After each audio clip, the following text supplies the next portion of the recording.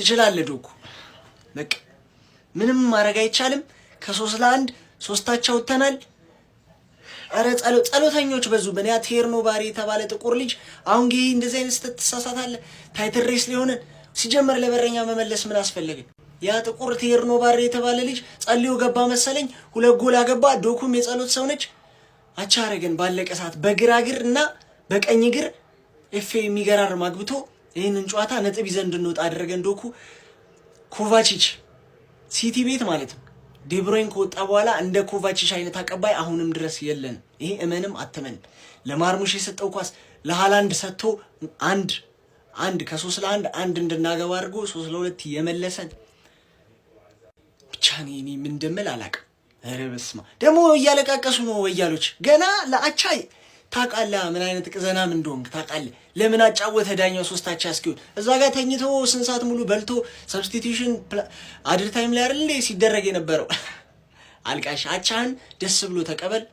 እሁድ አርሰናል ከዌስትሃም ሽንፈት ነው የምጠብቀው። ሽንፈት ለአርሰናል ማለት እንደዚህ የማይሆን ነገር ይፈጠር የለ እዛም እግር ኳስ ያስመልክተን የሚገራርም ነገር ማለት ነው። ለእግር ኳስ ተመልካች ምርጥ ጨዋታ ለኛ ቃጠሎ ግን ጄርሚ ዶኩ ትችላለህ። በቃ እግዚአብሔር ምስክር መቼም ነው በዚህ ዋንጫ ተስፋ ማልቆርጥ። በጣም ነው የሚያሳዝነው። በጣም የሚያቃጥል ጨዋታ፣ በጣም ከምነግራችሁ በላይ ምንም የማውቀውን ቲሜን አላየሁትም። ምንም የማውቀውን ዶኩ የማውቀውን ቼርኪ ብቻና ብቻ ነው ያየሁት። ማንም የለም። ማንም በጣም ነው የሚያሳዝነው። እሺ እኔ አሁን ምን ብዬ ነው በዶኩ ጎሎች የምደሰተው? ምን ብዬ ነው በዶኩ ጎሎች የምደሰተው?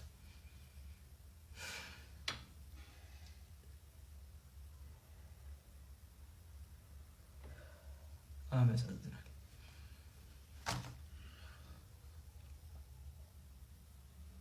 ኮሜንቴ እናንተ ሆነሽ ተደበሩበት። በገዛ እጃችን የነበረውን ዋንጫ ደግመን አሳልፈን ሰጥ። እኔ ጌሂና ኩሳኖቭ ምን አባታቸው እንደሚሰሩ እንደዚህ አይነት ሰዓት ላይ እንደዚህ አይነት ስህተት ምን ይባላል? ሁለቱ የመጀመሪያው ሁለተኛው ሶስተኛው ጎል ደግሞ ተስፋ መቁረጥ። እንዴ እነሱ እንደዛ እየተጫወቱ እነሱ ተስፋ ይቆርጣሉ። አረ መድኃኒዓለም እኔ እግዚአብሔርን ለዶኩ አዘንኩለት። እንደዚህ ለፍቶ አቻ ከምንም ይሻላል። አትሊስት በ9 ደቂቃ እየቀረ ነው ካምባክ አድርገን አቻውን ነው። ግን ደና ማሸነፍ የምንችለውን ጨዋታ ደና ጎል እናጠብበታለን ያለውን ጨዋታ ሲግማማ አበላሹት። ኩሳኖ እኔ ምን ከሰከንድ አፍ ላይ ኬርም ያደርጉም አይመስሉም አጫወታቸው። እንዴ የዋንጫ ቲም እንደዚህ ነው እንዴ? እንደዚህ ነው እኛ ያየነው ሲቲ ሮድሪ የለምና በቃ እንደዚህ መንበሳበስ እንዴ ሙሉ 5 ጨዋታ ምናምን 6 ጨዋታ 2 ጎል ገብቶበት የመጣ ቲም ይኸው ዛሬ 3 በኤቨርተን ይገባበታል። በምንም አይነት ወይ ሊያገቡ አይችሉም ነበር። 2 ጎል ሰተናቸው ጀመረ።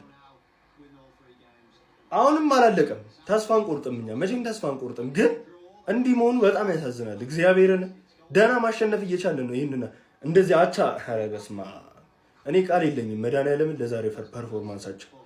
አሁን ለዚህ ጠንበለል ባላንዱሩን ትሰጡታላችሁ ወይስ ደግሞ ሶስተኛውን የዓለም ጦርነት በአጸቋም አማካይነት እናስነሳው? የትኛው ይሻላችኋል? እዩት በእናታችሁ መልከ መልካም ሲያምር ደግሞ ሴቶቻችን እያንዳንዳችሁ ሴት መድፈኞች ነገ በዚህ ልጅ እያንዳንዳችሁ ቪዲዮ ፈልጋለሁ። እያንዳንዳችሁ ማለት ነው ጀግና ነው ለኔ ጀግና ነው ለኔ በሚለው ሙዚቃ ነግራችኋለሁ።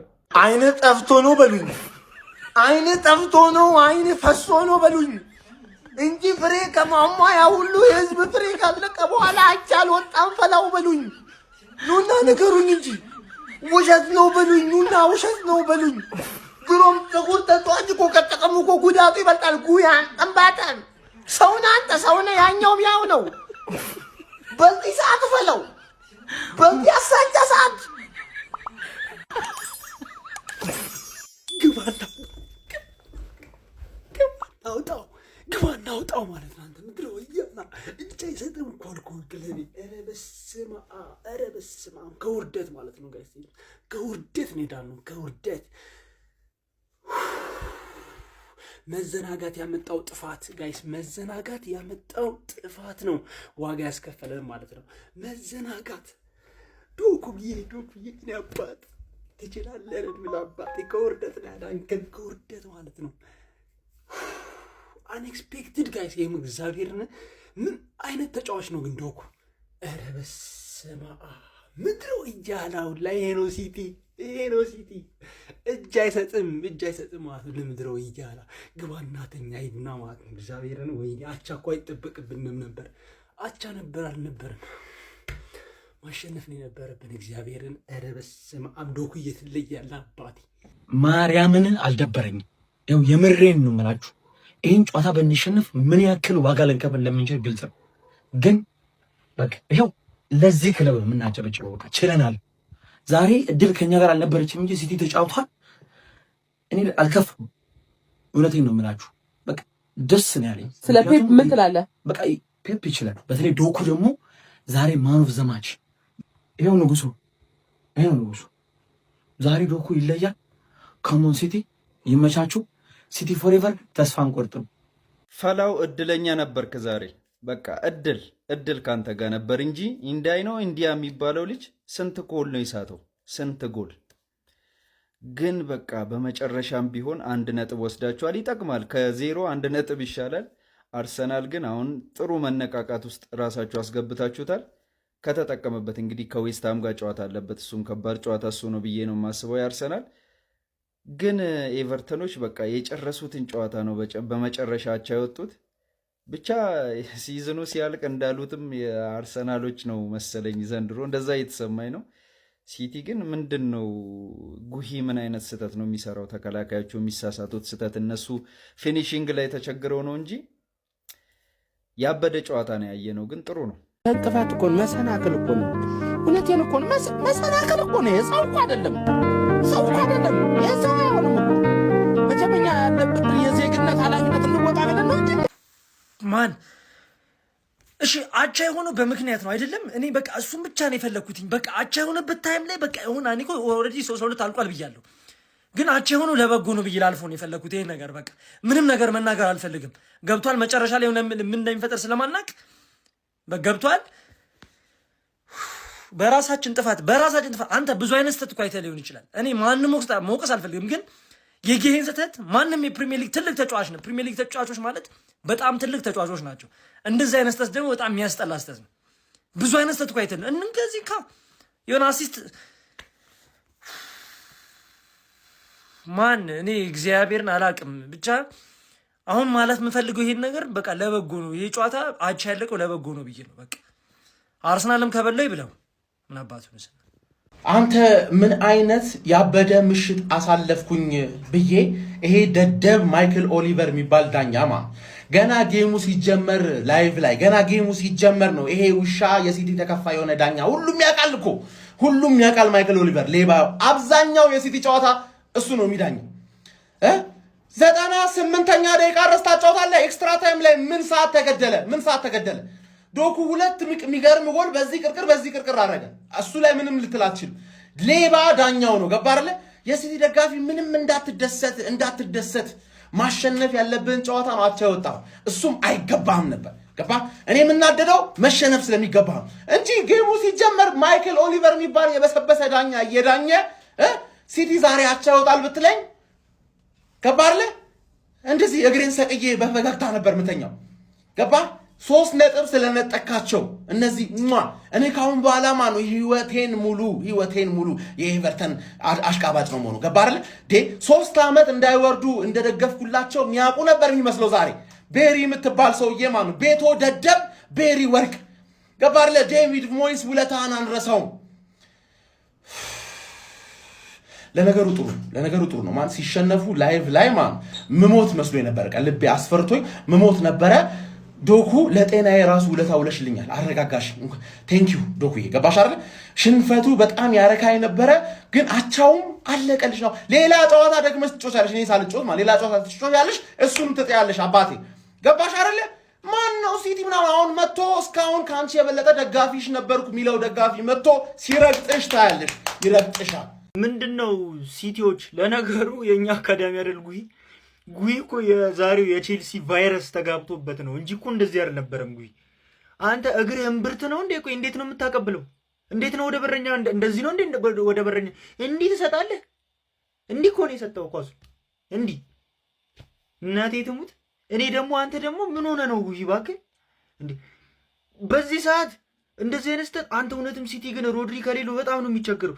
ኧረ በለው እንትና ጋርዲዮላ ጆስቲክ ይዞ ነው እንዴ እንትናን ሲያዙ የነበረው ዶኩን ምንድን ነው በግራውም በቀኙም ጠቅላላ ምን አይነት ጎል ነው ያገባው? በቃ አንተዬ ከምር ሲቲ ጌም መሰለኝ እኔ ገና እንደተጀመረ ከመሀል ሜዳ ሄዶ ገባ እንትና ሲያገባ ሃላንድ ሮቦት ነው አይደል? አይስትም ማበቃሱ ካገኘ አይስትም። ኤቨርተን ሲጀምር ፊዚካል ጌም እንደሚጫወት እኮ ግልጽ ነው። ሰከንድ አፍ ላይ እየመራችሁ ካላችሁ እኮ ምን አለ ትንሽ ኮንትሮል ለማድረግ ትሞክሩ። ወጣችሁ እያጠቃችሁ ነው። እነሱ እኮ ሞመንተም ላይ እስኪገቡ ነው እየጠበቋቸው የነበረው።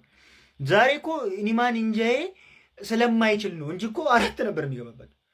ወይኔ ዶናሩማ እንዴት እንደሚያስደስት ግን በኢየሱስ ክርስቶስ ምን አይነት በረኛ ነህ ግን አንተ በኢየሱስ። ኧረ ዶናሩማ በእውነት እኔ ምን ይሻላል? ቆይ 2 ኳስ እኮ ነው የመለሰው በኢየሱስ። እዛ ኩሳኖፍ አስበላቸው፣ እዚህ ጋር ሁለቱም ሴንተር ባክ እኮ ነው ያስበሏቸው። ከዛ እኔ ምን እንደሆነ አልገባኝም። ኮቫቲችን ለምን እንደማያምኑ ኮቫቲች ነው ገብቶ አሲስት ያደረገው ሁለተኛው ጎል ላይ ሃላንድ አይስትም። ከዛ ይሄ ንጥረ ነገር ደግሞ ምንድነው? ቆይ ዶኩ እንዴ ዝም ብለህ ደግሞ አይዙትም። ምን አይነት ድሪብለር ነው? ኧረ በኢየሱስ ክርስቶስ አውት ኦፍ ኖዌር እንደፈለክ ዝጋው አንተ 11 ተጫዋች የሆነ ነገር ያደርግብሃል። ኳሱን ይዞት ሄዶ በጣም ትችላለህ ዶኩ ከምር እንዴ። እኔ ሴሜንዮ እንኳን አልመጣ ቼልሲ እግዚአብሔር ይባርክ አንተ በልጆች አግኘው። ቼልሲ መጥቶ ቢሆን ጭራሽ ነበር የሚያጦዘኝ። ባለጌ ነው፣ ምንም አይችልም እሱ። ዋይን ሮኒ እንዳለው ተሳካለት። የቀድሞ ክለቤ ኤቨርተን ማንቸስተር ሲቲን ያስጥለዋል እንዳለው ሶስታቸው ወጥተዋል እንግዲህ ማለት ነው። ድራማቲክ ጌም የተመለከተ ነው። ከምሬን ነው የምላችሁ። ምን አይነት ጨዋታ ነው ያየነው? ፈርስት ሃፉ ሌላ፣ ሰከንድ ሃፉ ሌላ። ኤቨርተን ይሄ ማጥቃት መጀመሪያ ፈርስት ሃፍ የት ሄዶ ነው? ከምሬን እኮ ነው የምላችሁ። ኧረ በስመ አብ ከማርክ ጌሂ በኋላ ስህተት በኋላ ማንቸስተር ሲቲዎች ሺት ሆኑ። ከምሬን ነው የምላችሁ። በቃ ተንቦጃቦጆ አይገልጸውም። ዛሬ የት ነው የሄደው በርናንዶ ሲልቫ? እንዴት ነው የተዳከመው? ከምሬን ነው የምላችሁ። ኦሬሊ ማጥቃቱ ተገድቧል ማለት ይቻላል። በቃ ዛሬ በዛሬው ጨዋታ ያን ያህል ሲያጠቃ አልነበርም።